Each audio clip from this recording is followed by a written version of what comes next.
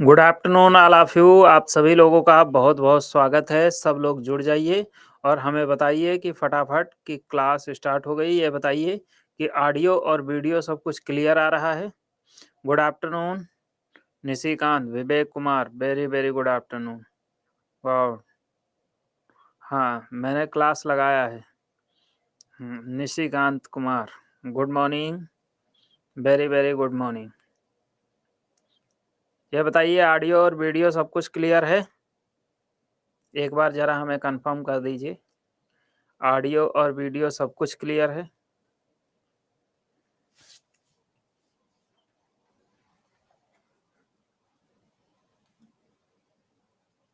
All okay,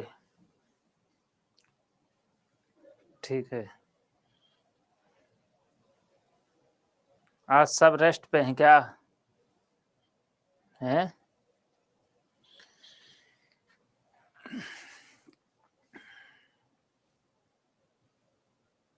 all set, good. चलिए, तो आप लोग इसके बारे में तो जानते ही हैं, आप लोगों को क्या बताना। लेकिन क्या कहते हैं, यहाँ पे आप लोगों को एमसीक्यू कराया जाता है, ये बात आप लोग को ये भी बात पता है। ठीक है, तो चलिए शुरू करते हैं देर ना करते हुए। आप लोगों को के लिए मैं अब ब्लैक पीपीटी मैंने कर दिया है। ब्लैक इसलिए कर दिया ताकि आप लोगों को और भी क्लियर और अच्छे से चीज़ें दिखाई पड़ सकें, इसलिए मैंने पीपीटी जो है उसका कलर पूरा ब्लैक कर दिया है, समझे? हाँ, अच्छे से क्लियर दिख सके। तो चलिए शुरू किया जाए। कलर कोई अच्छा सा चूज करते हैं। चलिए, कलर वैसे सबसे पहले वाइट से शुरू करते हैं। तो जो आज का अपना टॉपिक है, कल हम लोग बायोलॉजी स्टार्ट कर रहे थे, तो बायोलॉजी में आज हमारा पहला चैप्टर होगा। ठीक है, उस पहले चैप्टर की अगर हम बात करें तो पहले चैप्टर का नाम है डाइजेस्टिव सिस्टम। क्या नाम है? Digestive system. यानी कि हिंदी में अगर हम कहें तो हिंदी में इसको कहा जाता है पाचन तंत्र। क्या कहते हैं? पाचन तंत्र कहा जाता है। गुड परफॉर्मेंस जी, आप भी चमक रहे हैं, हम भी चमक रहे हैं। अच्छा, चलिए, तो पाचन तंत्र की बात करते हैं। तो पाचन तंत्र होता क्या है, कैसे काम करता है? ये पीपीटी आप लोगों को सही लग रहा है? इस पीपीटी में तो कोई असुविधा तो नहीं है? बोलिए। तो पाचन तंत्र की अगर बात करें, हाँ देखिए, चलिए ये यहाँ से एक क्वेश्चन आ जाएगा। ठीक है, बोल दिए तो किस्मत ना खराब हुई तो ये क्वेश्चन जरूर आ जाएगा। ठीक, तो पाचन तंत्र की अगर हम बात करें तो पाचन तंत्र होता क्या है, जरा समझते हैं। ध्यान दीजिए सभी लोग। पाचन तंत्र जो है इसको इसको हम लोग हिंदी में कहते हैं पाचन तंत्र। पाचन तंत्र जो होता है, यानी कि इसमें अगर हम बात करें तो पाचन से संबंधित बात करेंगे। 17-18 अगस्त का पीडीएफ नहीं लगा है? हाँ लग जाएगा। ठीक है, तो इसमें हम पाचन की बात करेंगे। किसकी बात करेंगे? पाचन की बात करेंगे। तो पाचन को अगर हम बोलें तो ये तो बोलचाल की भाषा है कि हम इसको क्या कहते हैं, पाचन कहते हैं। बोलचाल की भाषा में क्या कहते हैं, पाचन। शुद्ध हिंदी शब्द जो होता है, वो शुद्ध हिंदी शब्द जो है उस शब्द का नाम है उपापचय। क्या नाम है? उपापचय। ये बिल्कुल शुद्ध हिंदी का शब्द है। तो जब कभी आपको देखने को मिलेगा तो ये पाचन शब्द नहीं लिखा मिलेगा, उपापचय शब्द जो होता है वो आपको देखने को मिलेगा, यानी कि मेटाबॉलिज्म। अब सवाल ये उठता है कि अगर हम पाचन की बात करें तो कौन कौन सी चीजें ऐसी हैं जिनको हम पचा सकते हैं, कौन कौन सी चीजें ऐसी हैं जिनको हम नहीं पचा सकते हैं। तो यानी कि अगर पचाने की बात करें तो जायज सी बात, खाना भी वही होता है। हम खाएंगे वही जिनको हम लोग पचा सकते हैं, यानी कि जिनको हम लोग आसानी से डाइजेस्ट कर सकें। तो एडिबल प्रोडक्ट की जब हम बात करते हैं, यानी कि खाने वाले यौगिक जो होते हैं, अगर एडिबल कंपाउंड की हम बात करें तो वो कौन कौन से होते हैं? तो ये बालक दो प्रकार के होते हैं। कौन कौन से? पहला कंपाउंड की अगर बात करें तो पहले को कहा जाता है सिंपल कंपाउंड। सिंपल का मतलब होता है क्या? यानी कि सरल यौगिक। और दूसरे जो होते हैं उसको हम लोग कहते हैं कॉम्प्लेक्स कंपाउंड। कॉम्प्लेक्स का मतलब होता है जटिल यौगिक। तो यहाँ पे अगर हम देखें तो ये सिंपल कंपाउंड हैं, यानी कि ये सरल यौगिक होते हैं। कौन से यौगिक हैं? सरल यौगिक हैं। और ये इसकी अगर बात करें तो ये जटिल यौगिक हैं। अब इनकी पहचान क्या है? जरा पहचान सुनिएगा। अगर हम पहचान की बात करते हैं तो ये कहा जाता है कि जिनको हम डाइजेस्ट कर सकते हैं वो सब सिंपल में आते हैं। यानी कि अगर हम कहें तो इसकी डेफिनेशन बहुत सिंपल होगी। क्या होगी? हम ये लिख सकते हैं वी कैन डाइजेस्ट इजली, यानी कि वी कैन डाइजेस्ट इजली। हम क्या कर सकते हैं? आसानी से डाइजेस्ट कर सकते हैं इसको। और यहाँ पे अगर देखें तो इसको हम यानी कि डाइजेस्ट नहीं कर सकते, यानी कि पचा नहीं सकते हैं। सिंपल भाषा में समझो तो ये हम पचा नहीं सकते हैं, और इनको हम देखें तो इनको हम पचा सकते हैं। We can digest easily. अब जैसे आज तुम लोगों ने खाना तो खा ही लिया होगा, खाया नहीं खाया? बोलिए। तो आपने खाना क्या खाया है? खाने में बता सकते हो क्या खाया है आपने? तो खाने में जब खाने की बात करते हैं तो मुझे उम्मीद है आपने दाल खाया होगा, आपने चावल खाया होगा, आपने रोटी खाया होगा। खाया नहीं खाया? दाल चावल रोटी सब्जी आपने खाया होगा। ठीक, दाल चावल रोटी सब्जी। कुछ लोग बिरयानी खाते हैं, कुछ लोग कुछ भी खाते हैं। ठीक, मान लेते हैं ये हम लोगों ने इसको खाया। जब हमने इसको खाया है तो आपसे हम जानना चाहते हैं, ये बताइए, चलो भाई राजमा लिख ले। देवी जी की इच्छा पूरी हो जानी चाहिए, तो राजमा भी आ गया। ठीक, अब देखिए जो आपने आज खाया है ये कौन से कंपाउंड है? सिंपल है या कॉम्प्लेक्स है? बताइए इसका आंसर, फिर हम आगे चर्चा करेंगे।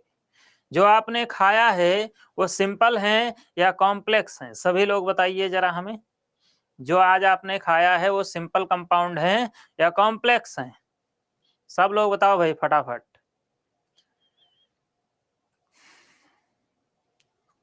बहुत अच्छे। कुमारी वंदना भारती बता रही कॉम्प्लेक्स हैं, बाकी सब बता रहे हैं सिंपल हैं। सिंपल का मतलब होता है जिनको हम लोग डाइजेस्ट कर सकें। कॉम्प्लेक्स यानी कि कॉम्प्लेक्स कंपाउंड जो होते हैं उनको हम डाइजेस्ट नहीं कर सकते। आपने खाया है दाल चावल रोटी सब्जी, बायोलॉजी की भाषा में आप कह रहे हो कि ये सिंपल कंपाउंड है। तो जितने लोग सिंपल कंपाउंड आंसर बता रहे हैं उन सभी लोगों का आंसर होता है गलत। क्या होता है? गलत होता है। कौन कहता है कि आप दाल चावल रोटी सब्जी डाइजेस्ट कर लेते हैं? अब एक तुम लोगों को बहुत परफेक्ट उदाहरण देते हैं, सब गलत हैं। यही तो खास बात है, जो हमें लगता है कि आंसर होता है एग्जैक्टली वो आंसर होता नहीं, समझे? अब देखिए, चलो इसका सबसे अच्छा हम एक उदाहरण देते हैं। जैसे क्या होता, मान लो कभी आपके पेट में बदहजमी हो जाए, यानी कि आपके शरीर में खाना हजम नहीं हो रहा है। और जब शरीर में खाना हजम नहीं होता है तो शरीर दुबला पतला होने लगता है। हम कहते हैं शरीर में कुछ लग नहीं रहा है। डॉक्टर के पास जब हम जाते हैं तो हम कहते हैं डॉक्टर साहब जो हम खाते हैं कुछ लगता ही नहीं, पेट खराब चल रहा है, सब निकल जाता है। यही बोलते हैं ना। इसका मतलब एक बात तो स्पष्ट है कि जितनी चीजें ऐसी हैं जो डाइजेस्ट हम करते हैं वो हमारे शरीर में लग जाती हैं, बाहर निकलती ही नहीं है। और अगर कोई चीज बाहर निकलती है इसका मतलब वो हमारे शरीर में डाइजेस्ट नहीं होती है, इसका मतलब वो हमारे लिए डाइजेस्टेबल है नहीं। अब जरा इसको क्लियरली समझाते हैं। जैसे आपने सपोज दैट रोटी सब्जी दाल चावल खाया था, क्यों खाया था एग्जैक्टली अगर देखें तो इसकी जरूरत क्यों पड़ती है? सबसे पहले अब हम थोड़ी असेंबलिंग की बात करते हैं। जो मानव है इसको जब सबसे पहले जिस भगवान को, जिस ईश्वर को आप मानते हो, जिस ईश्वर ने आपको बनाया है उस ईश्वर ने जरूर सोचा होगा कि ये जो मानव है जब ये जमीन पे जाएगा तो ये क्या खाएगा, किससे इसको ऊर्जा मिलेगी। ये डेफिनेटली सोचा गया होगा। ठीक, तो भगवान ने ये सोचा था कि इंसान जाएगा तो शरीर को क्या चाहिए, मानव के शरीर को चाहिए थी कैलोरी, मानव के शरीर को चाहिए थी एटीपी। यानी कि अल्टीमेटली अगर हम देखें तो हम ये कह सकते हैं कि मानव के शरीर को आवश्यकता थी ऊर्जा की। अब ऊर्जा कहाँ से मिलेगी? तो ऊर्जा की तलाश जब किया इंसान ने तो पता चला ऊर्जा मिलेगी इंसान को किससे? तो ऊर्जा मिलेगी प्रोटीन से। किससे ऊर्जा मिलेगी? प्रोटीन से। ऊर्जा मिलेगी फैट से। और किससे ऊर्जा मिलेगी? तो ऊर्जा मिलेगी कार्बोहाइड्रेट से। ये बात पता चली। यानी कि प्रोटीन, फैट, कार्बोहाइड्रेट से ऊर्जा मिलेगी। ये 3 चीजें हैं जिनसे ऊर्जा मिलेगी।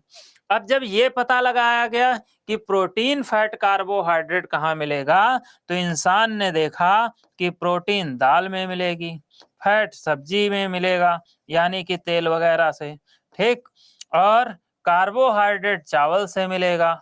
इंसान इसके सोर्सेस खोजना शुरू किया। यानी कि जो दाल, चावल, रोटी, सब्जी आप खाते हो, इससे आपको प्रोटीन, फैट, कार्बोहाइड्रेट मिलता है और उसको कन्वर्ट करके क्या होता, उससे ऊर्जा में कन्वर्ट होता, उसी ऊर्जा से आपका शरीर चलता है। यही बात हुई ना। इसीलिए जब आप कमजोर होते हो, डॉक्टर के पास जाते हो, तो डॉक्टर ये नहीं कहता है कि तुम्हारे शरीर में छोला भटूरा कम चल रहा है, तुम्हारे शरीर में दाल चावल की कमी चल रही है। डॉक्टर क्या बोलता है? डॉक्टर बोलता है कि तुम्हारे शरीर में कैलोरीज की कमी है, तुम्हारे शरीर में एनर्जी की कमी। तो आप पूछते हो क्या करें? कहता खाओ पियो जाके, सब कुछ खाओ पियो जाके, ठीक, इसमें कोई परहेज होना ही नहीं है, क्योंकि तुम्हारे शरीर में वैसे सब कम है नहीं। तो यहाँ पे अगर देखें तो दाल, चावल, रोटी, सब्जी जो आप खाते हो, दाल, चावल, रोटी, सब्जी आप किस लिए खाते हो? दाल, चावल, रोटी, सब्जी आप इसलिए खाते हो ताकि इससे आपको क्या मिल सके? तो इससे आपको मिल सके प्रोटीन। क्या मिल सके? प्रोटीन मिल सके। इससे आपको क्या मिल सके? फैट मिल सके। इससे आपको क्या मिल सके? कार्बोहाइड्रेट मिल सके। इसीलिए तो खाते हो। अब जरा देखो, अब जब इसको खाया, ये क्यों चाहिए आपको? ताकि इससे जो आपके शरीर को कैलोरीज और एटीपी की जरूरत है वो उसको पूरी किया जा सके। इसीलिए आप दाल, चावल, रोटी, सब्जी सब खाते हो। खाते हो नहीं खाते हो? अच्छा ये बताइए, कभी मान लो सुबह सुबह गए हो, यानी कि लेटरिन की हम बात कर रहे हैं, ठीक, सुबह सुबह जब जाते हो कि किसी दिन ऐसा हुआ हो कि पता चले तुम्हारी प्रोटीन जो रात में खाए हो सब प्रोटीन ही निकल गई हो, मुंह लटका के निकले हो, कहो क्या बताएं सारी प्रोटीन निकल गई। आज तक कभी प्रोटीन निकलते देखा है वेस्ट के साथ? आज तक कभी फैट निकलते देखा है कि पता चले गए थे वेस्ट निकालने, निकल गया तेल? समझ रहे हो? ऐसा कभी देखा है? नहीं देखा है। ऐसा कभी नहीं होता है। इसका मतलब प्रोटीन, फैट, कार्बोहाइड्रेट जो हैं ये डाइजेस्ट हो जाते हैं और डाइजेस्ट होकर हमारे शरीर में लग जाते हैं। नहीं निकल रहे हैं इसका मतलब तो शरीर में लग जा रहे हैं ना, लग जा रहे हैं, यानी कि वो डाइजेस्ट हो जा रहे हैं। तो जो सिंपल कंपाउंड अपने हैं, यानी कि अगर हम देखें कि सिंपल कंपाउंड कौन से हैं, तो सिंपल कंपाउंड बाबू जो हैं वो कौन से हैं? वो प्रोटीन, फैट, कार्बोहाइड्रेट होते हैं। क्या होते हैं? Protein, fat, carbohydrate. Complex compound कौन से हैं? तो कॉम्प्लेक्स कंपाउंड की अगर हम बात करें तो ये होता है दाल, चावल, रोटी, सब्जी। दाल, चावल, रोटी, सब्जी जब आप खाते हो तो उससे उसको तोड़ के क्या किया जाता है? उससे प्रोटीन, फैट, कार्बोहाइड्रेट निकाल लिया जाता है। और तोड़ के जैसे प्रोटीन, फैट, कार्बोहाइड्रेट निकाला जाता है, क्या होता है? उसको डाइजेस्ट करके बॉडी में लगा दिया जाता है और जो दाल, चावल, रोटी, सब्जी की लुगदी बची वही वेस्ट के फॉर्म में शरीर से बाहर निकल जाती है। वही तो लुगदी निकलती है। अगर दाल, चावल, रोटी, सब्जी भी डाइजेस्ट होता होता तो हमारे शरीर में ये लग जाता, और अगर लग जाता तो निश्चित रूप से हमारे शरीर से कोई किसी भी प्रकार का कोई वेस्ट नहीं निकलता, नहीं निकलता, बिल्कुल नहीं निकलता। ठीक, तो यहाँ पे इसका मतलब समझ गए। एटीपी का फुल फॉर्म होता है एडिनोसिन ट्राइफॉस्फेट। क्या होता है? Adenosine triphosphate. देखिए एक और बात तुमको बता दें, ये तो बात रही कि इंसान जब ज्यादा ऊर्जा की आवश्यकता पड़ेगी, लेकिन जब इंसान को भगवान ने बनाया था, जिस ईश्वर को आप मानते हो उस ईश्वर ने जब आपको बनाया था, तो उसने उसको एक बात पहले से कंफर्म थी। क्या कंफर्म था वो देखिए। कंफर्म ये था कि इंसान कुछ खाए या ना खाए, इंसान दूध जरूर पिएगा। क्यों दूध पिएगा? क्योंकि इंसान को बनाने से पहले जिस वर्ग में रखा गया था, उस वर्ग का नाम था स्तनधारी। स्तनधारी को हम लोग इंग्लिश में मैमल्स कहते हैं। क्या कहते हैं? मैमल्स कहते हैं। स्तनधारी क्या होते हैं ये जान लीजिए। बनाने से पहले जिस क्लास में, जिस फाइलम में हमें रखा गया, वो मैमल्स थी। स्तनधारी क्या होते हैं? स्तनधारी की अगर हम बात करें तो स्तनधारी का मतलब होता है, यानी कि जो स्तन को धारण करता हो, वो सब क्या है? स्तनधारी हैं। ठीक, आउट ऑफ कॉन्टेक्स्ट चाहे जितना आए, जितनी डिटेल बताते हैं उससे बाहर नहीं आएगा। ठीक है, अभी थोड़ा पढ़ो तो वेट करो। यानी कि जो स्तन को धारण करता हो वो स्तनधारी है। अगर स्तन को धारण करता है तो जायज सी बात है, इंसान खुद दूध का सोर्स है नहीं? हम सब लोग स्तनधारी हैं। स्तनधारी का यही बेसिक करेक्टर होता है कि जो अपने बच्चे को दूध पिला सकते हैं वो सब स्तनधारी होते हैं। जो बच्चे को दूध पिला सकें वो सब स्तनधारी। जब ये करेक्टर हम बताते हैं तो लड़कियां तो कंफर्म हो जाती हैं कि चलो ठीक है, मां बनने के बाद स्तनपान कराना ही कराना है। ठीक, लेकिन जो लड़के हैं उनको अपने आप पे शक होने लगता है कि गुरुजी अब उनको शर्म भी आती कि हम ये पूछें कैसे। ठीक, तो वो सोचते हैं यार पता नहीं हम स्तनधारी हैं या नहीं। हम सब स्तनधारी हैं, बस फर्क कितना होता है, जो फीमेल्स होती यानी कि जो मादा होती हैं उसमें ममालेरी ग्लैंड्स यानी कि स्तन ग्रंथियां पूर्ण विकसित होती हैं, और जो मेल होते हैं उसमें ममालेरी ग्लैंड स्तन ग्रंथियां पूर्ण विकसित नहीं होती हैं। हाँ, ये अलग बात है, मान लो तुम बहुत परेशान हो तो 16 सोमवार व्रत रहो, क्या पता भगवान सुन ही ले, उसकी अलग बात है। लेकिन क्या कहते हैं, हम लोग में पार्सली डेवलप होने के कारण हम लोग बच्चे को स्तनपान नहीं करा सकते, लेकिन फिर भी हम लोग ममालेरी ग्लैंड्स होती हैं, इसलिए हम सब किस में आते हैं? हम सब स्तनधारी में आते हैं। यहां तक बात क्लियर हो गई? बोलिए, सबको यहां तक बात क्लियर हो गई? बोलो भाई, फटाफट बोलो। बायोलॉजी में शर्माना बिल्कुल नहीं है, क्योंकि ये बायोलॉजी है। बोलिए, यहां तक क्लियर हो गया? बहुत अच्छे। कोई डाउट? तो ये समझ में आ गया कौन से कॉम्प्लेक्स होते हैं, कौन से सिंपल होते हैं। हम पूरा सिंपल पे सिस्टम चलता है हमारा लोगों का। चलिए नेक्स्ट स्लाइड पे आते हैं, तुम लोगों को डायग्राम बना देते हैं।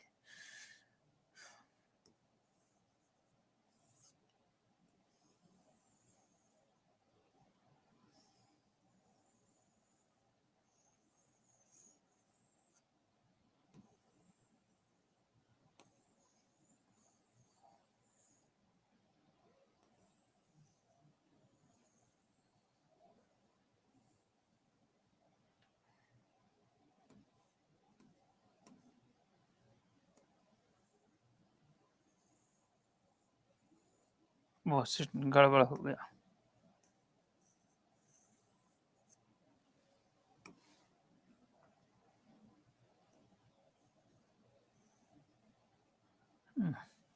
गड़बड़ा गया।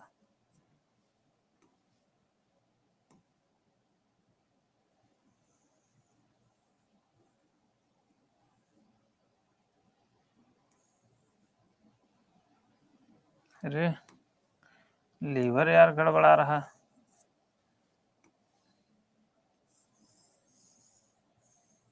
ये होता है।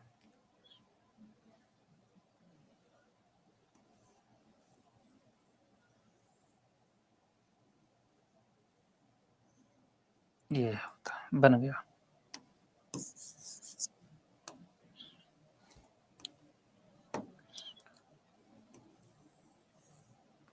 तुम लोग बना लो जरा डायग्राम, फटाफट बना पाओगे?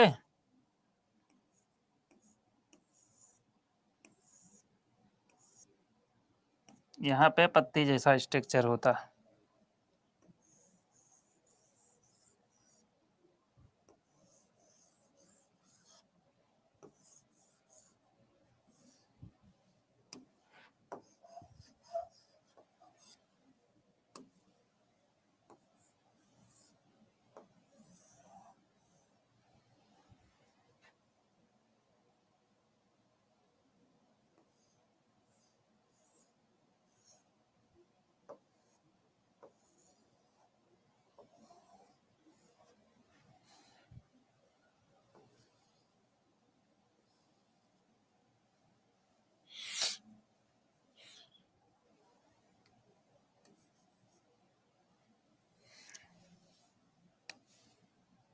बना लो भाई, नाम लिख देते हैं। इंग्लिश में लिख दें, हिंदी में? इंग्लिश में लिखें, हिंदी में लिखें? सर एचआई का इसका आंसर देगी, समझे नहीं बात को? इंग्लिश हिंदी दोनों। हाँ, हम जानते हैं तुम लोग इच्छाधारी भी हो और बहुत बड़े वाले इच्छाधारी हो, ठीक है। सलाइवरी ग्लैंड,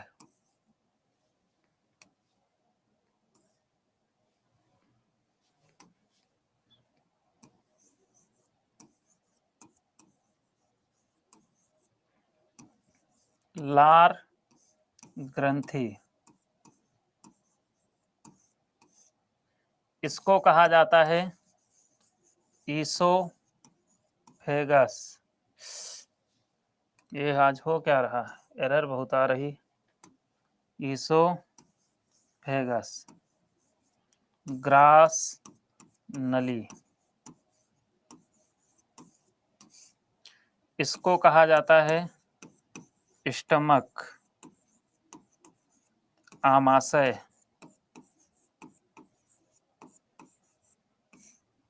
इसको कहा जाता है पैनक्रियाज, अग्न्याशय,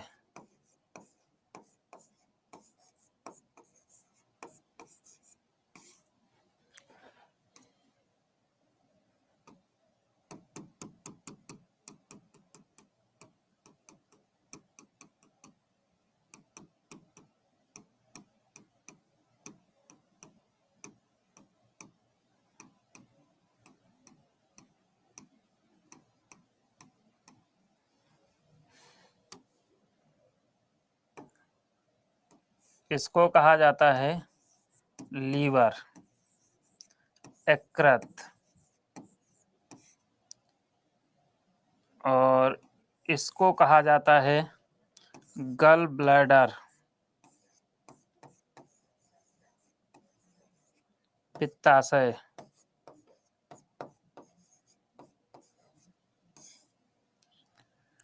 और इसके अंदर जो भरा हुआ है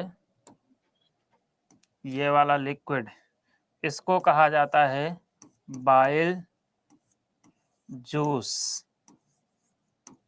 हिंदी में कहते हैं पित्त रस,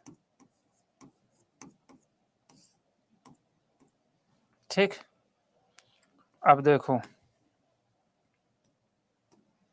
ये वाली जो होती है ये है लार्ज इंटेस्टाइन, लार्ज इंटेस्टाइन, जिसको हम लोग कहते हैं बड़ी आंत,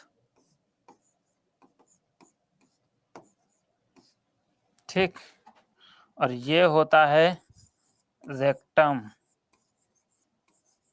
जिसको हम लोग कहते हैं मलाशय। ये वाली जो होती है ये होती है स्मॉल इंटेस्टाइन, यानी कि जिसको हम लोग कहते हैं छोटकी आंत, ठीक। बस इतना देख लो। इसी को सर जैसा नहीं बन रहा है फिगर। अरे तो जैसा बन रहा वैसा बना लो, क्या दिक्कत बा? केवल समझो, खुद समझो या खुदा समझे, कोई बात नहीं है। हमारा कौन सा बहुत अच्छा है वो हम जानते हैं। तुम लोग फिगर बना रहे होगे तो फिगर बनाते बनाते पेट में गैस बनने लगी होगी। फिगर में ऐसा लग रहा होगा कि आंतों में गैस भर गई, समझ रहे हो? वो हम समझ रहे हैं, वो होता है जब हम पहला अटेम्प्ट लगाते हैं तो यही होता है, आंतों में गैस बनने लगती है, कहीं पेट में गैस बनने लगती है, ये होता है, ठीक है। देखो भाई, समझते हैं जरा, इसको समझाएं, बोलिए, समझाएं पूरा, करना शुरू करें पोस्टमास्टम भाई, बोलिए। चलो चलते हैं फिर, चलो फिर जल्दी करो, जल्दी करिए फिर।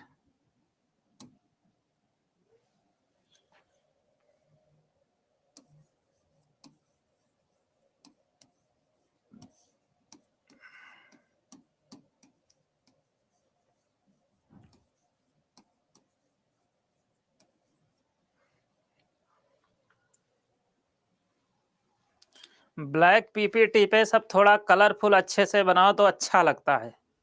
ब्लैक पीपीटी पे सब थोड़ा कलरफुल कलर यूज कर लो, थोड़ा और क्लियर लगने लगता है और अच्छा लगने लगता है। डन। चलिए देखिए फिर समझते हैं। निशिकांत बोलो, जल्दी बोलो भाई, हुआ? ठीक। देखिए sir, conservation thin healthy body and from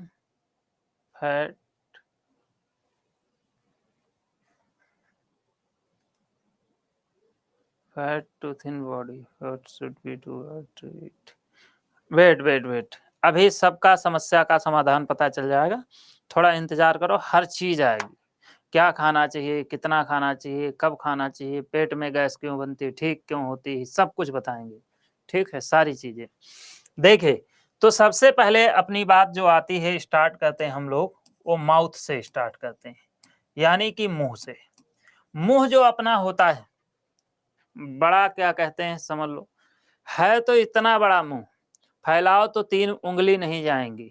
ठीक है, 3 उंगली चली जाती हैं आप लोगों को, बोलिए, फैलाओ तो 3 उंगली नहीं जाती, लेकिन क्या कहते हैं, खाना पता नहीं कितने कुंटल खा के तुम लोग हजम कर चुके होगे। ठीक, देखिए समझिए, माउथ की अगर बात करें तो आप लोगों ने बचपन में ये प्रैक्टिकल किया होगा, अपने दोस्तों को बुलाए होगे, कहोगे अपना मुंह फैलाओ, देखो देखें तुम्हारे कौवा है, हमारे भी कौवा है। ठीक है, तो वो कौवा नहीं, एक्चुअल में ग्लैंड होती है, स्लाइवरी ग्लैंड होती है। स्लाइवरी ग्लैंड, अब जैसे मुंह है, मुंह में जब खाना खाना तुमने शुरू किया तो क्या खाया? मान लेते हैं सिंपल सा, दाल चावल आपने खाया है। दाल चावल जब आपने खाया तो यानी कि प्रोटीन खाया है, और क्या खाया है? कार्बोहाइड्रेट खाया है। तो जैसे आप खाना खाना शुरू करते हो, मुंह से निकलता है सलाइवा। क्या निकलता? सलाइवा। सलाइवा को हिंदी में लार कहा जाता है। अब ये लार जो है, ये भोजन में क्या होती है? मिल जाती है, क्योंकि भोजन चबाते हो तो उस दौरान लार मिलती है। अब देखो एक और समस्या, समस्या क्या आई, थोड़ा लार से संबंधित बात भी जान लेते हैं। पहले समय में अगर हम देखें तो हम लोगों को इतनी ज्यादा लार निकलती थी कि पता चले किसी को अच्छा खाना खाते देख लें तो लार टपक जाए। अगर क्या कहते हैं, स्टमक किडनी जैसा ही होता है कह सकते हो, ऐसे एक बलून टाइप का स्ट्रक्चर होता है, अभी बताते हैं। ठीक, आज की डेट में लार कम टपक रही है, लार कम निकल रही। अगर हम देखें तो एक्चुअल में लार कितनी निकलनी चाहिए, सबसे पहले मानक पे इस पे आते हैं। तो एक हेल्दी ह्यूमन बॉडी की जब हम बात करते हैं, तो एक हेल्दी ह्यूमन बॉडी अगर है तो उससे पर डे 1.5 लीटर लार निकलनी चाहिए, वो भी पर डे।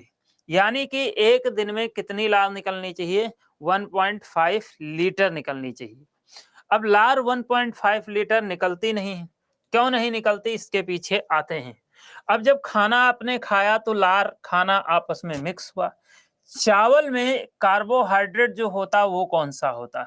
ये जब मिक्स होते हैं तो मिक्स होने के बाद चावल में एक कार्बोहाइड्रेट पाया जाता है, जिस कार्बोहाइड्रेट का नाम है स्टार्च।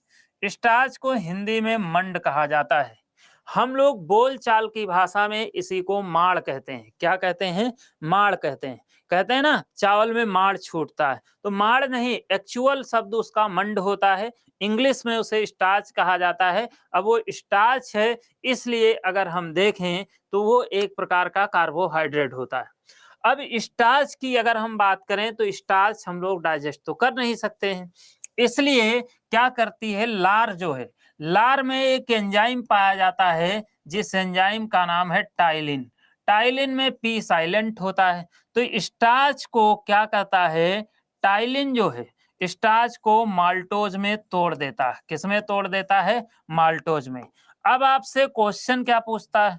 क्वेश्चन पूछता है कि कौन सा एंजाइम ऐसा है जो स्टार्च को माल्टोज में तोड़ता है। तो कौन सा एंजाइम है जो स्टार्च को माल्टोज में तोड़ता है? तो यहाँ पे आंसर होगा बालक टाइलिन। क्या होगा आंसर? टाइलिन। अब थोड़ा सलाइवा के बारे में इधर ध्यान दीजिएगा। ठीक, तो ये स्टार्च माल्टोज में टूट जाता है, आगे जाकर इसको हम लोग इजीली डाइजेस्ट कर ले जाते हैं। सलाइवा की अगर हम बात करें तो सलाइवा के कई सारे कैरेक्टर होते हैं। जैसे पहला कैरेक्टर हमने बताया कि एक ह्यूमन हेल्दी बॉडी अगर है तो 1.5 लीटर पर डे क्या होना चाहिए, यानी कि सलाइवा का सक्रेशन होना चाहिए।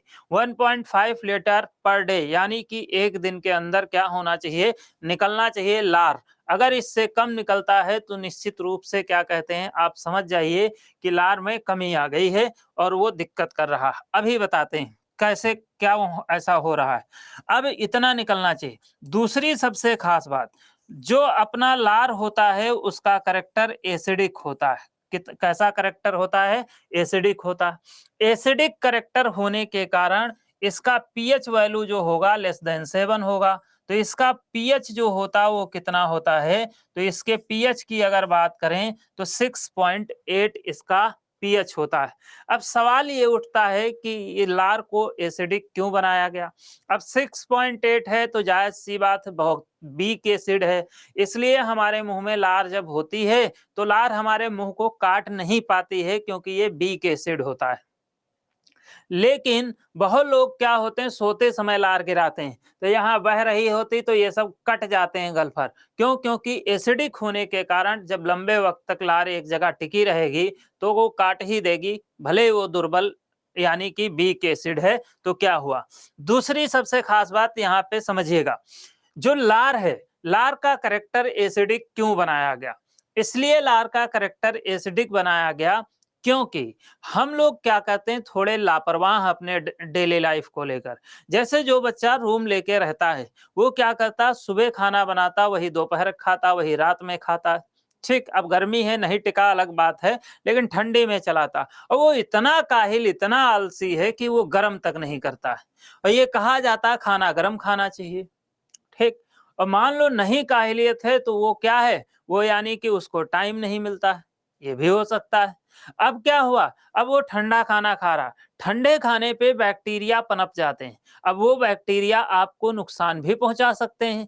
इसलिए जैसे आप खाना खाते हो, अब उसमें भले बैक्टीरिया है वो जिंदा घूम रहे हैं, ठंडा खा रहे हो गर्म खा रहे हो डजंट मैटर, ठंडा भी खा रहे हो बैक्टीरिया है, जैसे तुमने उसको खाया, पानी को पिया, तुरंत उसमें सलाइवा मिलता है, वो बैक्टीरिया को वहीं पे नष्ट कर देता है। यानी कि आगे वो बैक्टीरिया जो पहुंचते हैं वो उनकी क्या कहते हैं, समझ लीजिए क्या, डेड बॉडी पहुंचती है, जिंदा बैक्टीरिया नहीं पहुंचते कि आपको नुकसान पहुंचा पाए।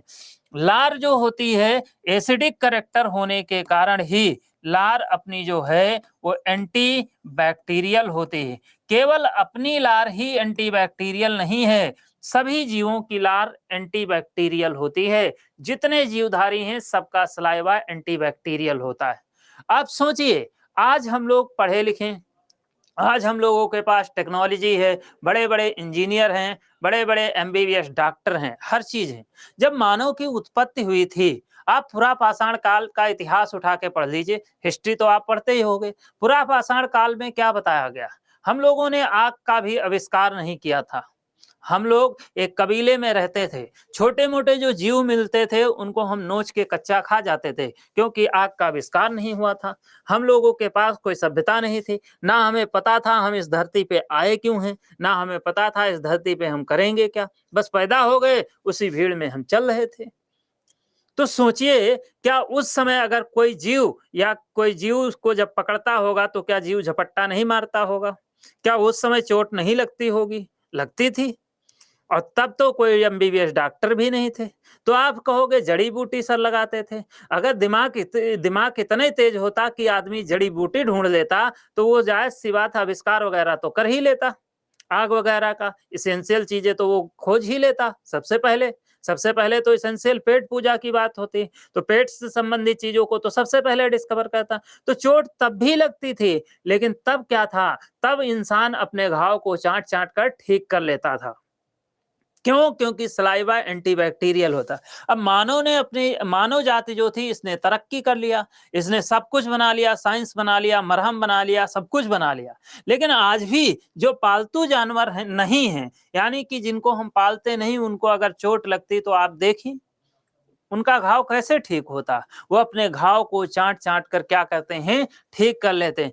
क्यों चाट-चाट कर ठीक हो कर लेते हैं? क्योंकि उनका भी जो सलाइवा होता है, वो एंटीबैक्टीरियल होता है। ये सवाल पूछा जाता है कि जानवर अपने घाव को चाट-चाट कर ठीक कर लेते हैं।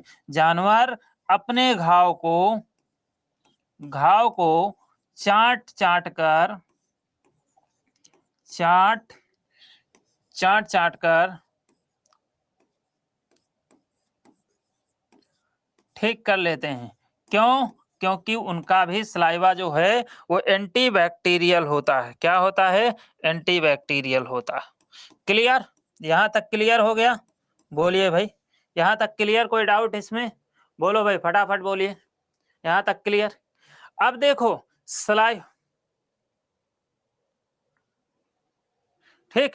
हाँ, अब देखिए जैसे अब हम लोग हैं, मान लो कहीं चोट लगी, प्राइमरी स्तर पे हमारे पास कुछ नहीं, तो क्या करें? तुरंत क्या कहते हैं, सलाइवा चुआएं, क्या उस सलाइवा लगा के पट्टी बांध लीजिए। उतना ही सलाइवा फायदा करेगा जितना बीटाडीन ट्यूब या जो डॉक्टर ट्यूब सजेस्ट करता है। आपको बता दें, घाव को ठीक करने में ट्यूब का कोई रोल नहीं होता है। ट्यूब में ऐसा होता ही कुछ नहीं है जो घाव को ठीक करें। क्यों? ट्यूब होते क्या है ये जान लीजिए।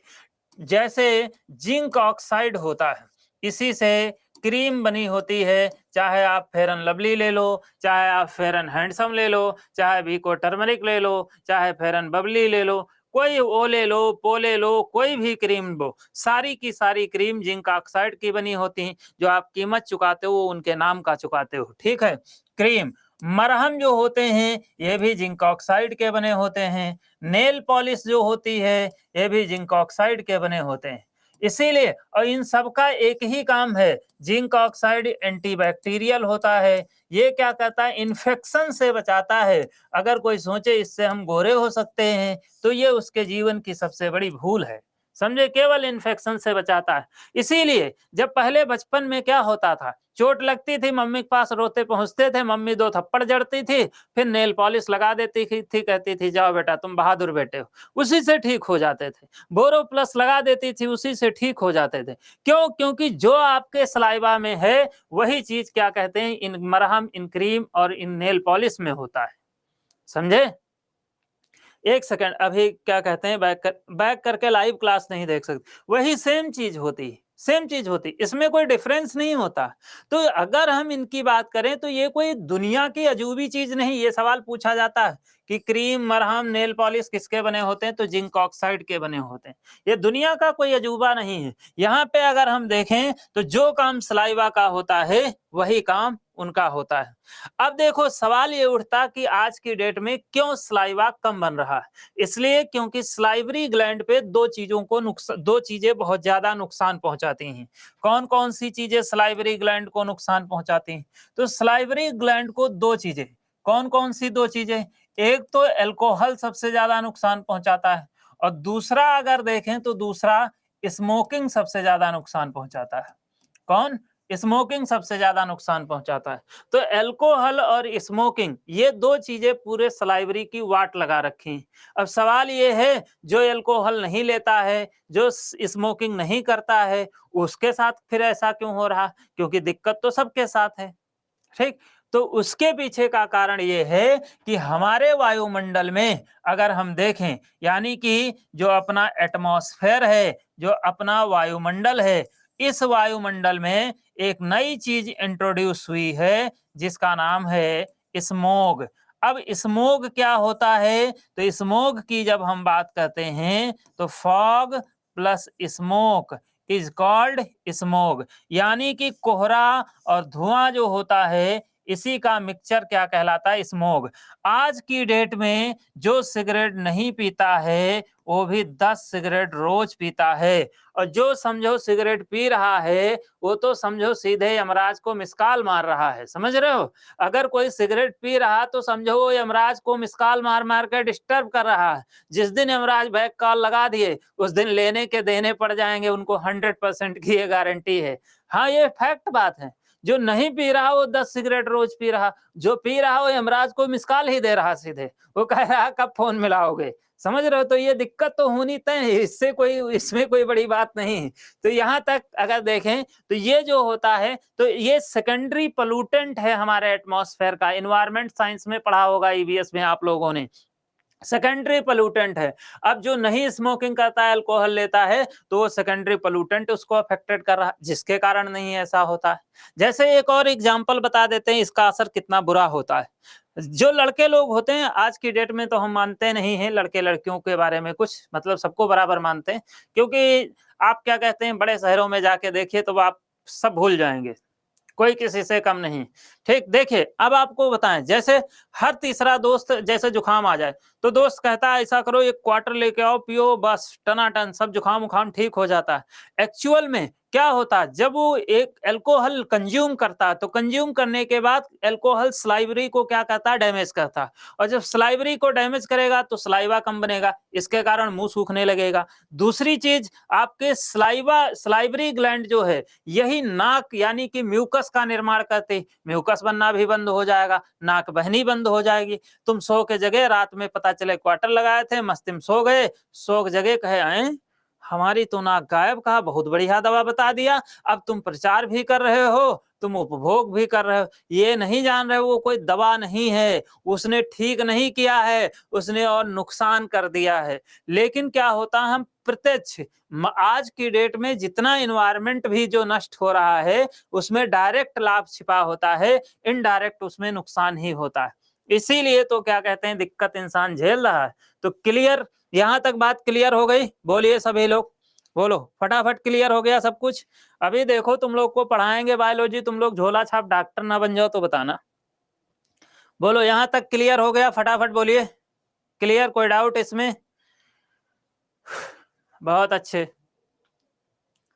चलिए ठीक। अब नेक्स्ट पे आ जाते हैं, नेक्स्ट स्लाइड पे आते हैं। अब हम बात करेंगे ईसोफेगस के बारे में। ईसोफेगस क्या होती, इसको रफ कर देंगे क्योंकि ये यहाँ का टॉपिक है नहीं, लेकिन जरूरत पड़ती है तो हमें बताना पड़ जाता है। ठीक, चलिए ईसोफेगस पे आ जाते हैं। तो अब अपनी अगली जो हेडिंग है उस हेडिंग का नाम है ईसोफेगस, यानी कि ग्रास नली।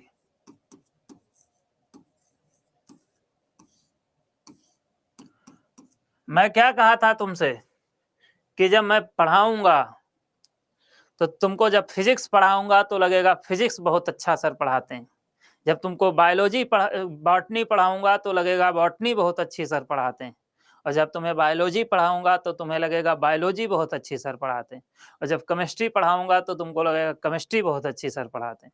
ये गारंटी है कि आपको वो चीज़ें, वो अल्टीमेट चीज़ें आपको बता के जाएंगे कि आप भी याद करोगे कि हाँ, जाते जाते एक सफ़र में ऐसे सर भी मिले थे जो कुछ उनके साथ के यादगार लम्हे तो जरूर आपको देंगे, गारंटी। ठीक है, चलिए देखिए, तो यहाँ पे ईसोफेगस की बात करें तो ईसोफेगस है क्या? ये वाली जो नली दिख रही है आपको, इसी को ईसोफेगस कहा जाता है, यानी कि इसी को ग्रास नली कहते हैं। ग्रास नली में होता क्या है? ग्रास नली की अगर हम बात करें तो यहाँ से जो आप खाना खाते हो, ये खाना क्या होता है, ग्रास नली से नीचे उतरता है। खाना ग्रास नली से नीचे उतरता है। अब ये खाना नीचे उतरने के बाद सीधे आता है, ऐसे आता जाता है खाना। अब खाना कहाँ जाएगा? तो खाना जाहिर सी बात है नीचे जब खिसकेगा तो खाना सीधे आपके पेट में पहुंचेगा। कहाँ पहुंचेगा? खाना आपके पेट में पहुंचेगा, यही पहुंचेगा ना। तो अब ईसोफेगस क्या है? ईसोफेगस की अगर हम बात करें तो जरा समझिएगा। ईसोफेगस जो ग्रास नली होती है, ग्रास नली में किसी भी कोई भी ऐसा एंजाइम नहीं होता है जो किसी भी प्रकार के भोजन का पाचन हो। पाचन तंत्र में ये क्वेश्चन पूछता है कि पाचन तंत्र का वह कौन सा अंग है जिसमें किसी भी भोज्य पदार्थ का पाचन नहीं होता है? तो आंसर होगा ईसोफेगस। तो यहाँ पे अगर हम देखें तो हम कहेंगे, यहाँ पे हम क्या कहेंगे? हम कहेंगे कि इसमें किसी भी प्रकार का, इसमें किसी भी भोज्य पदार्थ का, किसी भी भोज्य पदार्थ, ये क्या हो रहा, किसी भी भोज्य पदार्थ का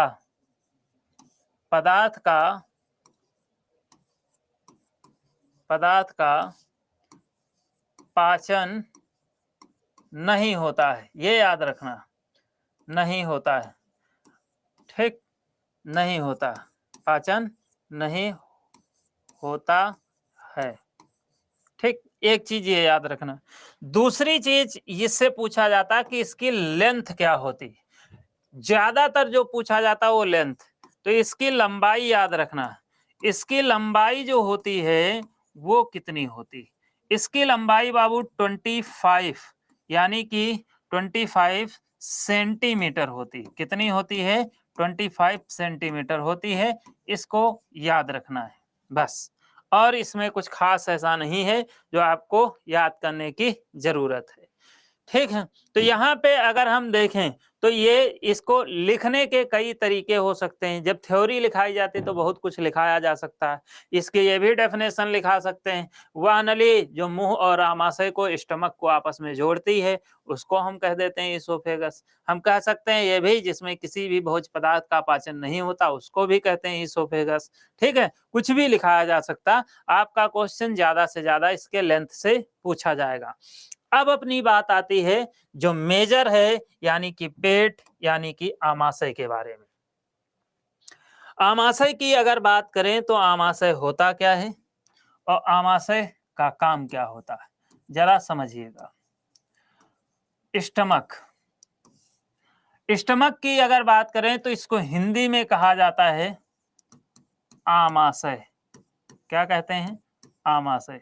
बोलचाल की भाषा में इसको कहते हैं पेट। क्या कहते हैं, पेट।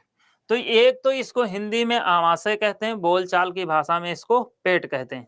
अब जरा तुम लोग, वैसे कैमरा में इतना आता नहीं तो मैं बता सकता, दिखा सकता कुछ, ठीक है। देखिए तो यहाँ पे अगर हम बात करें तो जरा समझिएगा, जो यहाँ पे स्टमक है, आमाशय है, आमाशय में हमको एक चीज पता है कि HCl पाया जाता नहीं पाया जाता। और HCl जो होता है वो स्ट्रॉन्ग एसिड होता है, स्ट्रॉन्ग एसिड होता है। आप सोचो बेटा, अगर वो स्ट्रॉन्ग एसिड है तो जायज सी बात पूरे अब तक पेट को गला देता। इसीलिए क्या होता है, HCl के अंदर एक मेम्ब्रेन पाई जाती है। क्या पाई जाती है, एक मेम्ब्रेन पाई जाती है। ये वाली मेम्ब्रेन जो है, इस मेम्ब्रेन का नाम क्या है, तो इसका नाम जो होता है वो होता है म्यूकोसा। क्या नाम होता है, म्यूकोसा, ठीक, म्यूकोसा। अभी हम इसके बारे में बताएंगे। ये म्यूकोसा मेम्ब्रेन जो है ये पूरे स्टमक को क्या करती है, प्रोटेक्ट करती है। क्या करती है, प्रोटेक्ट करती, यानी कि सुरक्षा देती। अब जरा समझिए, आमाशय जो अपना होता है, इस आमाशय की अगर हम बात करें तो इसी के अंदर होती है गैस्ट्रिक ग्लैंड। क्या पाई जाती है, गैस्ट्रिक, ये क्या हो रहा, गैस्ट्रिक ग्लैंड। गैस्ट्रिक ग्लैंड की अगर बात करें तो हिंदी में इसको कहते हैं जठर ग्रंथि। गुस्सा रही, छोड़ छोड़ के जब चलता है, चल जाओ नहीं तो तोड़ ताड़ देंगे, तोड़ ताड़ के। तो इसके अंदर पाई क्या जाती है भाई, तो इसके अंदर पाई जाती है gastric gland. Gastric gland, gastric gland की जब हम बात करते हैं तो हिंदी में इसको कहते हैं जठर ग्रंथि। क्या कहते हैं, जठर ग्रंथि कहते हैं। अब देखो, जठर ग्रंथि जो है उससे जो निकलता है जूस, उस जूस को कहा जाता है गैस्ट्रिक जूस। अभी हम इसको तोड़ के समझाएंगे, पहले ये जान लीजिए क्या क्या होता है। हिंदी में इसको हम कहते हैं जठर रस। क्या कहते हैं, जठर रस। अब इस जठर रस की जब हम बात करते हैं, सर ये स्लाइड प्रॉब्लम दे रही, नहीं स्लाइड प्रॉब्लम नहीं दे रही। तो जो जठर रस होता है, जठर रस की अगर हम बात करें तो जठर रस में क्या क्या होता है ये पहले जानिए। जठर रस में अगर हम देखें तो जठर रस में 3 चीजें होती हैं। पहला HCl होता है, दूसरा एंजाइम्स होते हैं। क्या होते हैं? एंजाइम्स होते हैं। तीसरा अगर हम देखें तो इसमें वाटर होता है। ये 3 चीजें इसमें खूब पाई जाती हैं। सबसे ज़्यादा पानी ही होता है, क्योंकि पानी ही क्या करता है, हमारे बॉडी के, हमारे स्टमक के जो एसिडिटी होती है उसको मेंटेन करने का काम करता है। अब इसमें बहुत सारी चीजें तुमको हम बताते हैं। जैसे अगर हम स्टमक आमाशय की अगर बात करें, तो आमाशय जो होता है उसके अंदर जठरग्रंथि होती, गैस्ट्रिक ग्लैंड होती। गैस्ट्रिक ग्लैंड से क्या निकलता है? गैस्ट्रिक जूस निकलता है। गैस्ट्रिक जूस में सबसे पहले जो अपना आता है वो आता है एचसीएल। एचसीएल के बारे में अगर हम समझें तो एचसीएल का काम क्या है जरा समझते हैं। एचसीएल के काम के बारे में अगर हम देखते हैं तो जो एचसीएल होता है, जो आपने भोजन खाया था, आपने चबाया था, नहीं चबाया था, जल्दी जल्दी में आप निगलते हुए चले गए, वो जाता है जब, तो एचसीएल उसको सबसे पहले गलाना शुरू करता है। यहाँ पे एक और बात आपको बताते हैं। आप अक्सर इस बात को सुने होंगे कि डॉक्टर ये कहते हैं कि रात में चावल नहीं खाना चाहिए। ऐसा सुना नहीं सुना? डॉक्टर के द्वारा ये सलाह दी जाती है कि रात को चावल नहीं खाना चाहिए, पेट की समस्या हो जाती। क्यों कहा जाता है, इसके पीछे का कारण बताते हैं। इसलिए कहा जाता है, डॉक्टर सलाह देते हैं, क्योंकि दिन में हम जैसे मान लो खाना खाना शुरू किए तो हम जल्दी में खाएं चाहे जैसे खाएं खा लेते हैं। अब चावल अगर खाते हैं तो चावल में स्टार्च है, स्टार्च को कौन तोड़ेगा? माल्टोज में टाइलिन, और जब तक टूटेगा नहीं तब तक ये डाइजेस्ट नहीं होगा। यही होता है। अब आज की दिनचर्या जो है, आदमी 11 बजे रात में खाना खा रहा, जिस बेड पे पता चले खाना खाया उसी पे पसर गया। अब आधा 1 घंटे बाद हो गया सो गया। अब जब सो जाता तो उसका ब्रेन फंक्शन करना बंद कर देता, तो उसके लार ग्रंथि से लार बनना बंद हो जाती।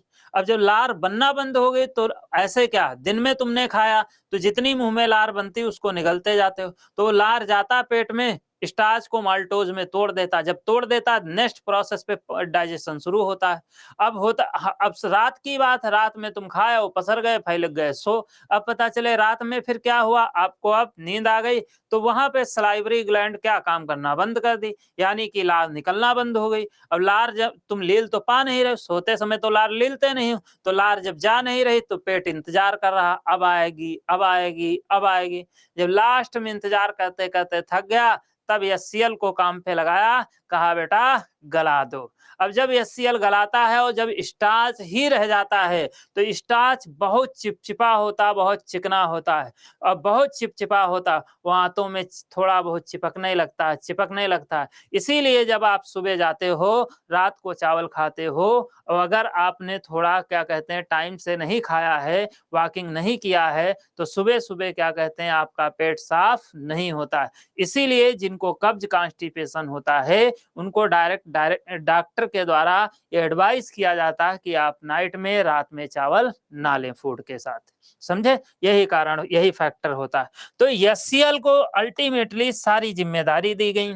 एचसीएल क्या करता है, यानी कि जब कुछ नहीं मिलेगा तो भोजन को गलाने का काम यही करेगा, भोजन को गलाएगा, गलाता है। ठीक, अब गला भी दिया, कहा ठीक है डन, ये भी काम हो गया। दूसरा एचसीएल का काम क्या होता है, पेट के जितने भी एंजाइम्स होते हैं ये बच्चा एक्टिवेट नहीं होते हैं, यानी कि ये निष्क्रिय होते हैं। क्या होते हैं? निष्क्रिय होते हैं। एंजाइम को सक्रिय बनाने का काम कौन करता है? तो यही एचसीएल करता है। तो अगर आपसे पूछा जाए एक्टिवेट ऑफ एंजाइम, एंजाइम को कौन एक्टिवेट करता है, तो आंसर क्या होगा? तो आंसर आपका होगा एचसीएल। क्या आंसर होगा? एचसीएल होगा। ये क्या हो गया? ये क्या हो गया भाई? स्लाइड चली गई थी। तो यहाँ पे अगर देखें तो एचसीएल होगा। क्या होगा? एचसीएल होगा। क्लियर है यहाँ तक? बोलिए, यहाँ तक क्लियर है? ठीक, ये ब्लर क्यों हो जा रहा? जब हम रहते हैं तो ब्लर नहीं होता, और जैसे हम जाते हैं ब्लर हो जाता। वाह बेटा वाह। ये कह रहा कि नहीं हमसे दूर ना जाओ, हमको छोड़ के ना जाओ, बाबू नहीं जाएंगे, टेंशन ना लो, ध्यान दो इधर। तो इसकी अगर बात करें, स्क्रीन कह रहा है हमें छोड़ के ना जाओ। जैसे हम जाते तुरंत क्या कहते हैं, ब्लर होने लगता है, ऐसा लगता है उसका बीपी हाई हो गया, मार ऐसे ऐसे कांपने लगा।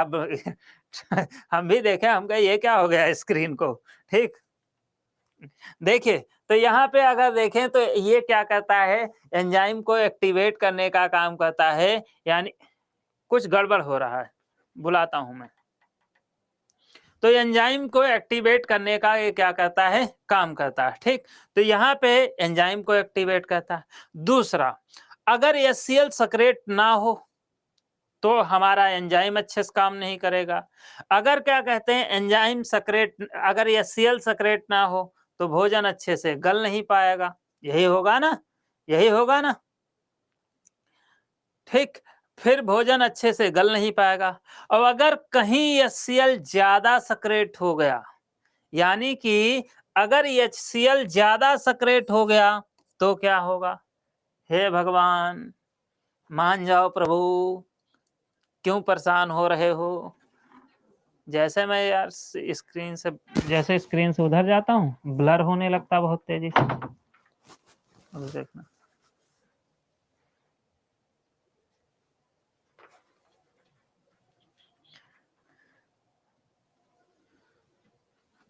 हाँ मोशन इफेक्ट, तुमको तो सारे इफेक्ट आते हैं।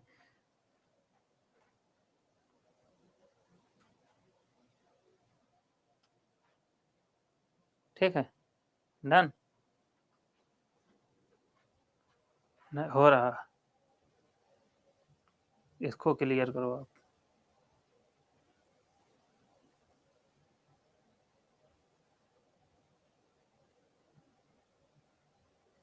अभी थोड़ी देर में शुरू हुआ।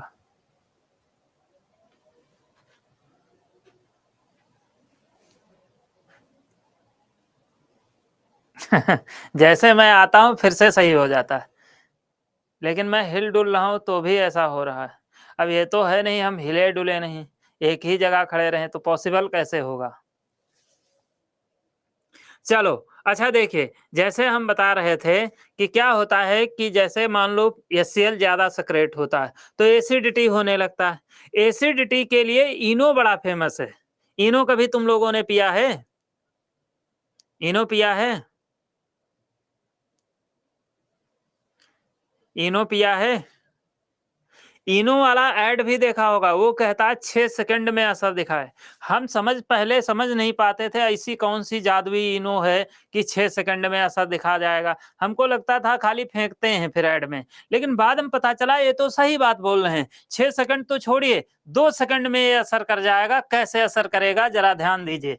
जैसे मान लो एसिड का सक्रेशन अगर अधिक होता है, यानी कि अगर ज्यादा एसिड सक्रेट होता है तो उससे जो क्या होगी, एसिडिटी होगी। क्या होगी, एसिडिटी होगी।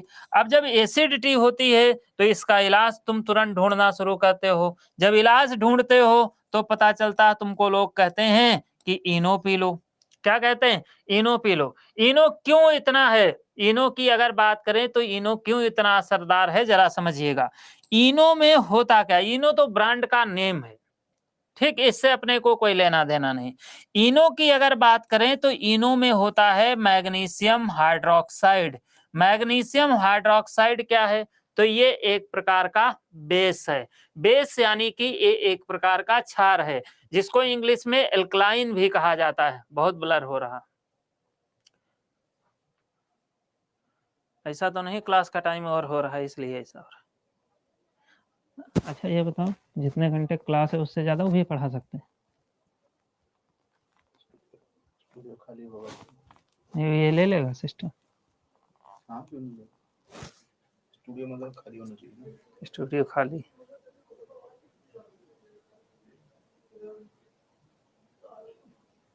ठीक, तो देखिए सुनिए, बहुत ब्लर हो रहा है।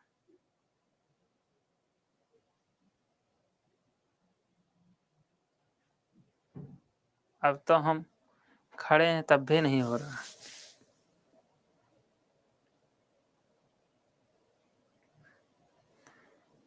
देखिए तो सुनिए, चलिए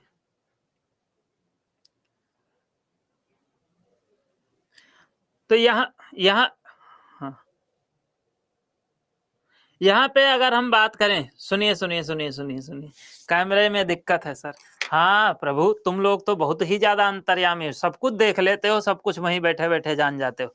देखिए तो होता क्या है कि यहाँ पे अगर बात करें तो क्या होता, जब एसिडिटी होती तो इनो पीता इंसान। इनो वाला क्यों इस बात की गारंटी देता? अब आवाजें आ रही हैं।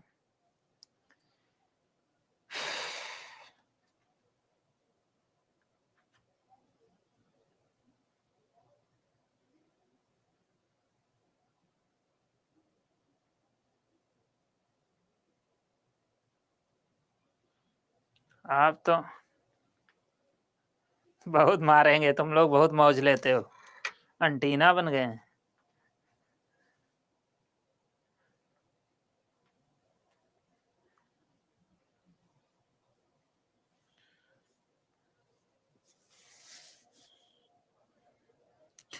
देखिए तो मैं ये बता रहा था कि जो इनो होता है इसमें क्या होता है, इसमें बेस होता है।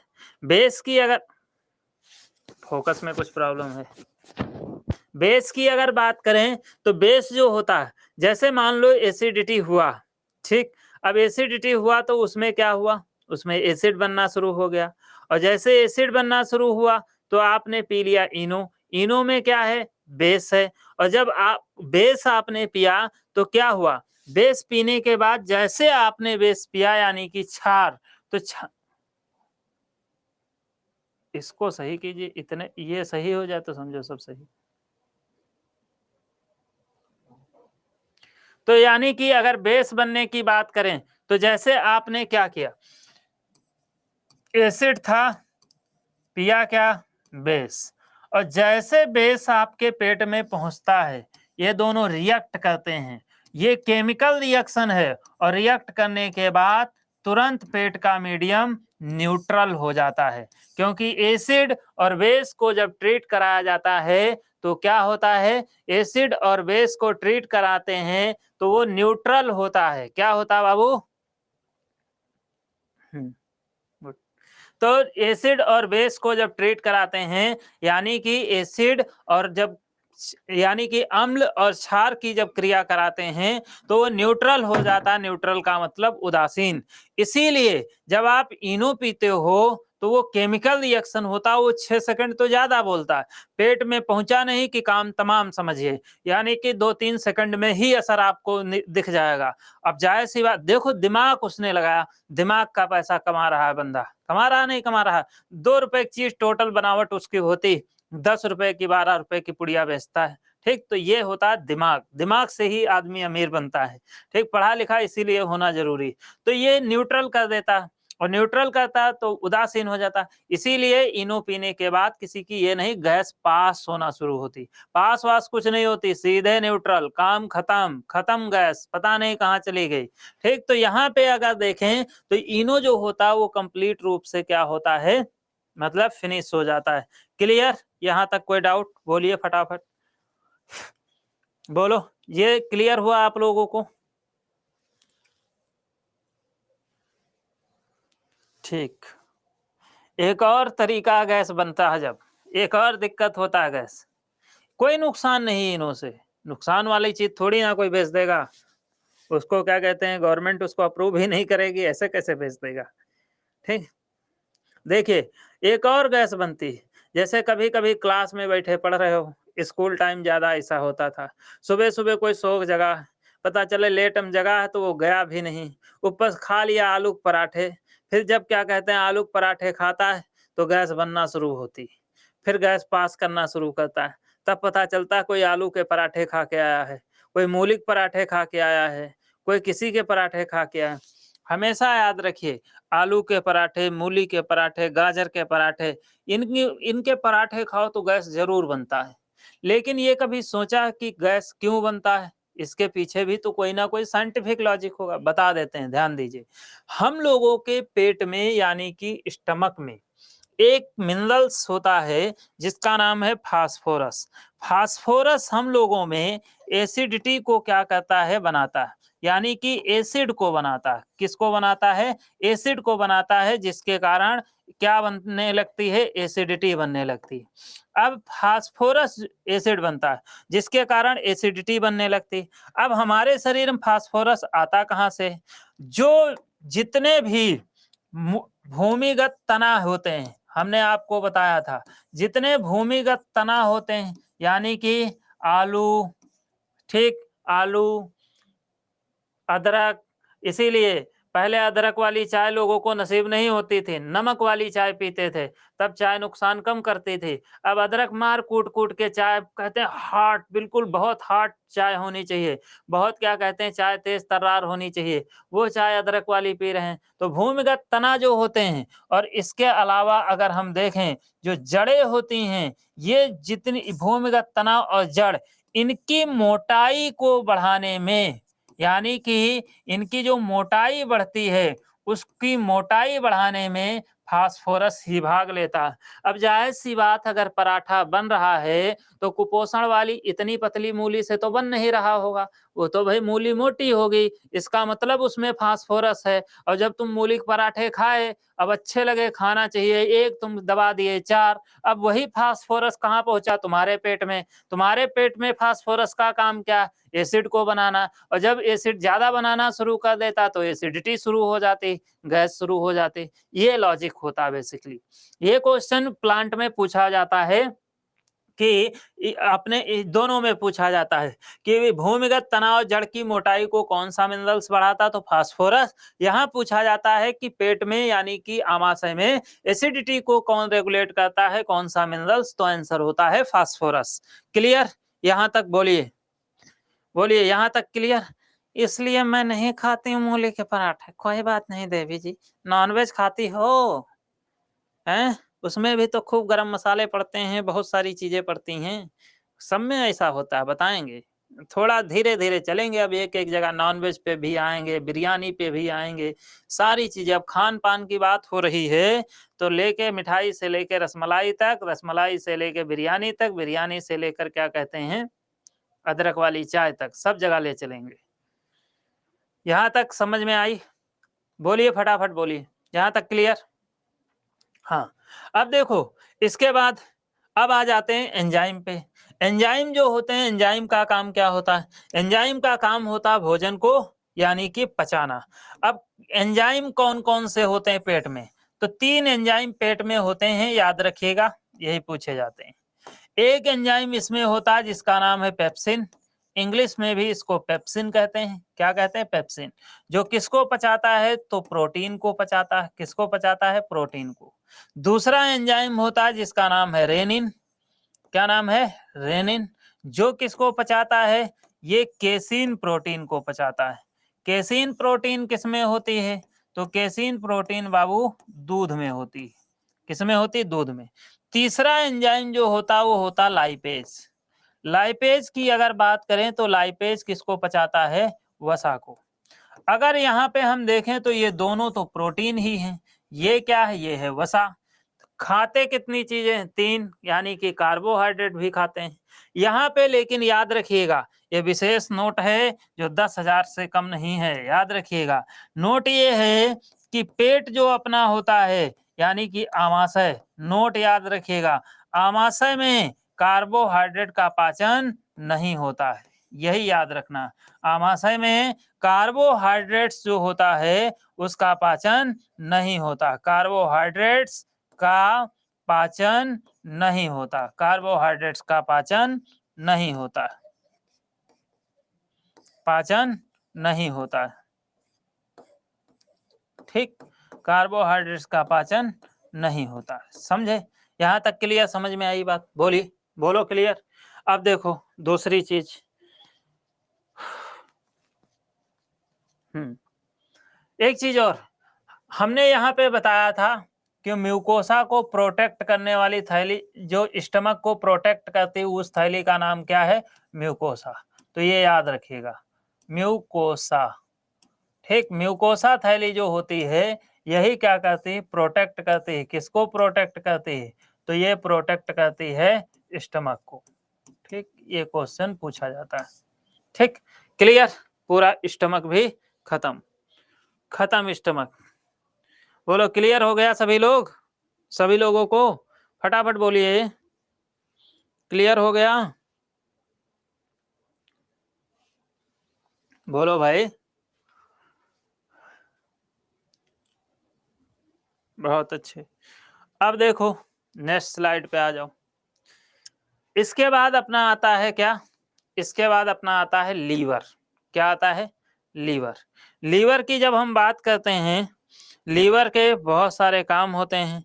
कौन से काम होते हैं? इस सारे काम के बारे में हम बताते हैं, ध्यान दीजिएगा। लीवर जो है,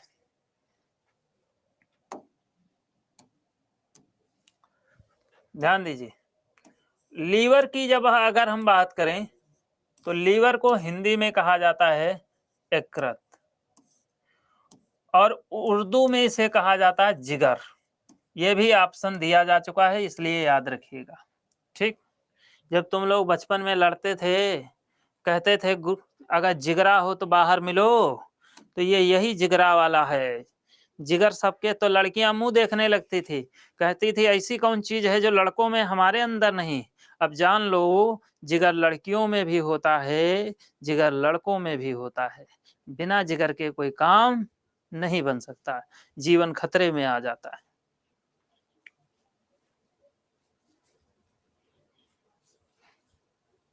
ठीक हो गया? बोलो, हो गया? फटाफट बोलिए, डन डना डन डन।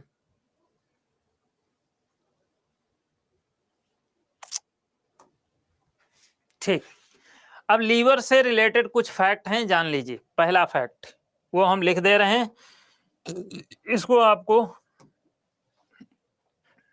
समझाएंगे अभी थोड़ी देर में। लीवर तो यह सबसे बड़ी बहिस्रावी ग्रंथि होती है। बहिस्रावी का मतलब एक्सोक्राइन, ठीक है, बहिस्रावी ग्रंथि होती है, ठीक, एक्सोक्राइन। ठीक, नंबर 1। दूसरा फैक्ट देखो, इसका औसत भार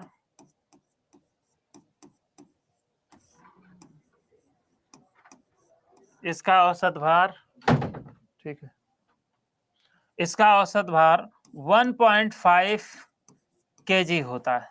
ठीक, इसीलिए भार के आधार एक खराब होने लगा। देखिए, इसका औसत भार 1.5 kg होता है।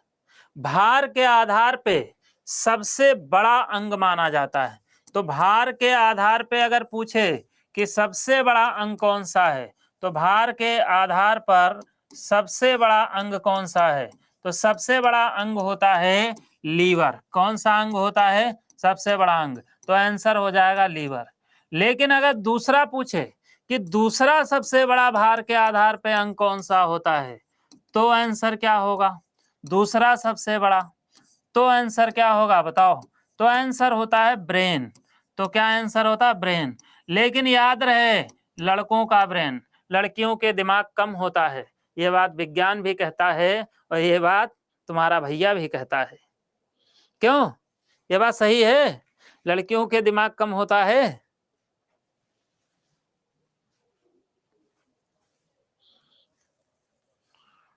नहीं कम होता है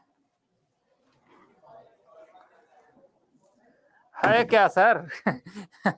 देखो, देखिए बता दें, यहाँ पे बताते हैं, थोड़ा पेशेंस रखो, अभी इसको समझाएंगे। इस देखिए, यहाँ पे अगर देखें तो एक वेट है। वेट जो होता है वो मेल का ज्यादा होता है, फीमेल्स का वेट कम होता है, ये सत्य बात है। लेकिन वेट की हम बात कर रहे हैं, हम आईक्यू लेवल की बात नहीं कर रहे हैं। आईक्यू लेवल जो है वो सबका डिफरेंट होता है। यानी कि मेरा आईक्यू लेवल कुछ और है, आपका आईक्यू लेवल कुछ और है। जितने लोग हैं सबका आईक्यू लेवल डिफरेंट होता है, अलग अलग होता है। तो निखत रहमान, हम देवी जी और क्या कह रहे थे? यही तो कह रहे थे दिमाग कम होता मतलब भार कम होता है। दिमाग का मतलब ये थोड़ी ना कहे थे कि तुम्हारी सोचने की क्षमता कम होती है, तुमको मुसीबत को टैकल करने की क्षमता कम होती, ये तो हमने नहीं कहा, बिल्कुल नहीं कहा। और कह भी नहीं सकते क्योंकि सबका आईक्यू लेवल डिफरेंट होता है। हम तो तर्क वाली बात ही कहेंगे ना।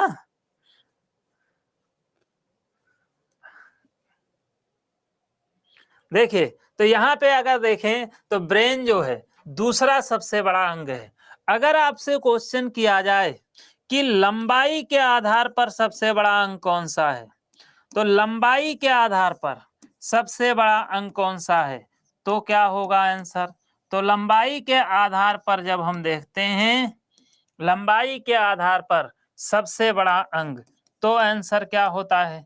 तो अपना आंसर बदल जाएगा, सबसे बड़ा अंग। तो आंसर अपना होगा क्या? स्किन। क्या होगा आंसर? स्किन होगा। स्किन यानी कि त्वचा हो जाता है। फिर क्या होता है? त्वचा होता है। ये कुछ फैक्ट हैं, पहले जान लीजिए फिर बताते हैं। अब लीवर का काम क्या है? ठीक, लीवर का काम क्या होता है ये जानते हैं। ठीक है,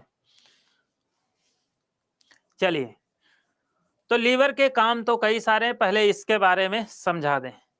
ठीक, ये कह रहा है कि यह सबसे बड़ी बहिस्रावी ग्रंथि है, यानी कि एक्सोक्राइन सबसे बड़ी ग्लैंड है। तो कौन सी ऐसी ग्लैंड होती जिसको हम पहचान लें कि एक्सोक्राइन है, कौन सी इंडोक्राइन? हमारे बॉडी में अगर देखें तो बेसिकली जो ग्लैंड होती हैं वो दो टाइप की होती हैं। कौन कौन सी? एक होती है जिसको हम लोग कहते हैं एक्सोक्राइन, यानी कि बहिस्रावी। दूसरी जो होती है जिसको हम लोग कहते हैं इंडोक्राइन, यानी कि अंतःस्रावी। ठीक, इन दोनों में डिफरेंस की जब हम बात करते हैं, यानी कि इन दोनों में अंतर क्या होता है, तो अंतर में हम तुम लोगों को बताते हैं। अंतर देखते हैं। जितनी भी ऐसी ग्रंथियां हैं जो केवल और केवल एंजाइम सक्रेट करती हैं, यानी कि जिससे केवल एंजाइम निकलते हैं, उसको कहा जाता है क्या? एक्सोक्राइन। जितनी ऐसी ग्रंथियां हैं जिनसे केवल और केवल हार्मोन निकलते हैं, उनको कहा जाता है इंडोक्राइन। क्या कहते हैं? इंडोक्राइन। अब एंजाइम क्या है?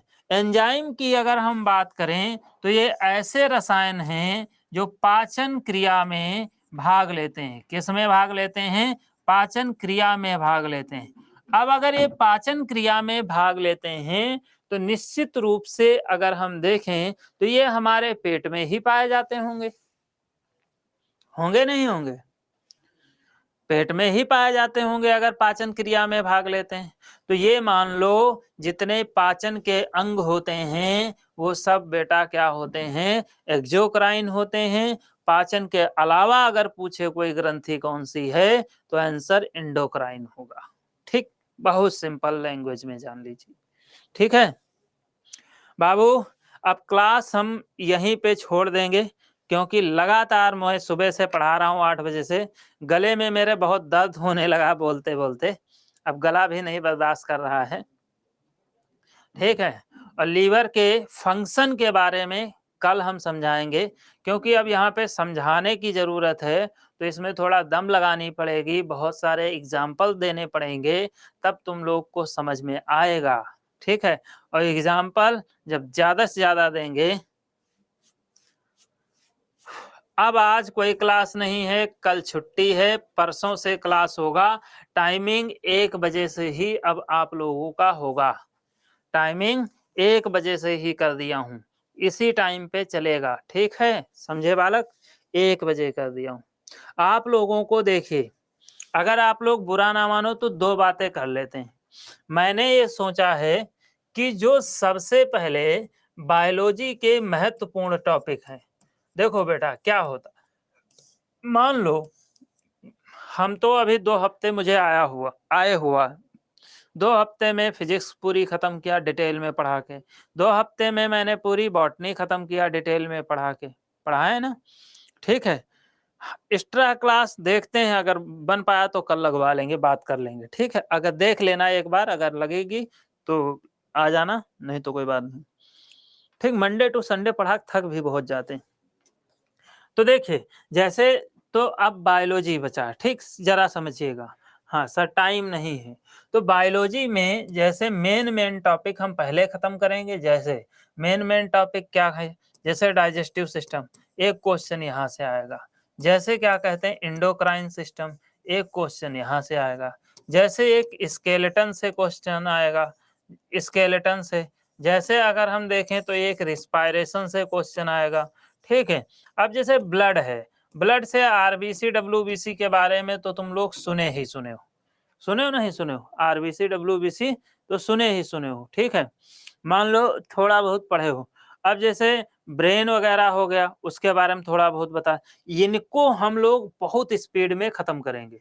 देखो केमिस्ट्री बहुत महत्वपूर्ण नहीं है, जान लीजिए।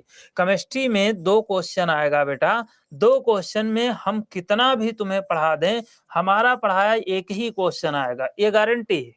2 क्वेश्चन आता है, 2 में 1 क्वेश्चन ऐसा होता है जो पढ़ाया हुआ डायरेक्ट पूछा जाता है और एक होता है जो बेसिक नॉलेज से पूछा जाता है। अब वो जब आपका सब्जेक्ट होगा तभी कर पाओगे। इसमें कोई हमारा दोष नहीं, फ़र्क इतना हम सच बता देते हैं, हम झूठ नहीं बोल पाते हैं। अब हम भी यहाँ आए छाती ठोक के गए बेटा केमिस्ट्री पढ़ा देंगे, जो आएगा सब हमारा पढ़ाया है। जानते हैं वहाँ धोखा हो जाएगा। क्या फ़ायदा बाद में कहो पोरवाल सर फेंकते थे। तो वो वाला हमारे अंदर आदत बेटा नहीं, कभी हमको अपने मुँह से अपनी तारीफ़ करते नहीं सुनोगे, दूसरा कभी झूठे वादे करते नहीं सुनोगे। जितना करेंगे उतना कोशिश करके पूरा भी करेंगे। हाँ, ठीक है? तो एक पीडीएफ मैं आप लोगों को एक शेयर करा देता हूँ, उसको पढ़ लीजिएगा। हाँ, पढ़ के जाइएगा, ठीक है? एमसीक्यू का ही पीडीएफ शेयर करा दूँगा। तो ये है बायोलॉजी हमें बहुत महत्वपूर्ण है। तो ये गारंटी है अगले दिन जो होगा क्लास, उस दिन तुम्हारा डाइजेस्टिव खत्म और डाइजेस्टिव के बाद 3 दिन में ये 3 टॉपिक खत्म कर दूँगा मैं। 1, 2, 3 ठीक, 3 दिन भी नहीं लगेंगे, हो सकता है 2 ही दिन में ये टॉपिक खत्म हो जाएँ, 2 दिन में खत्म कर देंगे। ठीक, जैसे ये 2 दिन में टॉपिक कंप्लीट होंगे, देन आप लोगों को क्या मतलब फिर जो बचेंगे मेन थोड़े बहुत, वो क्या कहते हैं बता देंगे थोड़ा बहुत, यही होगा और फिर आप लोग जाइए पेपर दीजिए। चलिए फिर कल क्लास देखते हैं, बात कर लेते हैं, ठीक है? स्टूडियो का एंगेजमेंट भी होता है, ठीक है? बहुत सारी चीज़ें होती हैं, बात कर लेते हैं, अगर लगा तो लगा लेंगे, ठीक है? हाँ।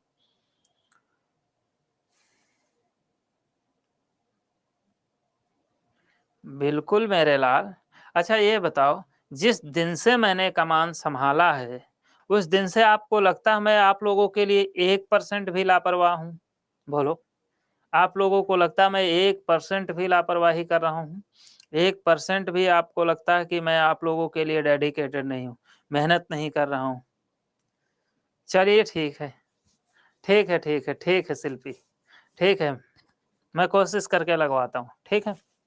लगवाता हूँ कोशिश करके, ठीक। हुँ। कहते हैं ना कि जब जब मुलाकात लिखी होगी तभी मुलाकात होगी। आपको कोड मिल गया? हाँ, कोड मिल गया। लगा भी लेना अब तुम लोग, हैं? पीडीएफ अभी अपलोड कर देंगे, पीडीएफ तो तुरंत अपलोड कर देंगे। ठीक है? हाँ, पीडीएफ तुरंत। आज की पीडीएफ कल अपलोड होगी लेकिन कल की और परसों की जो है वो अपलोड कर देंगे, ठीक है? हुँ, आज की कल अपलोड होगी। ठीक है, थैंक यू, बाय-बाय।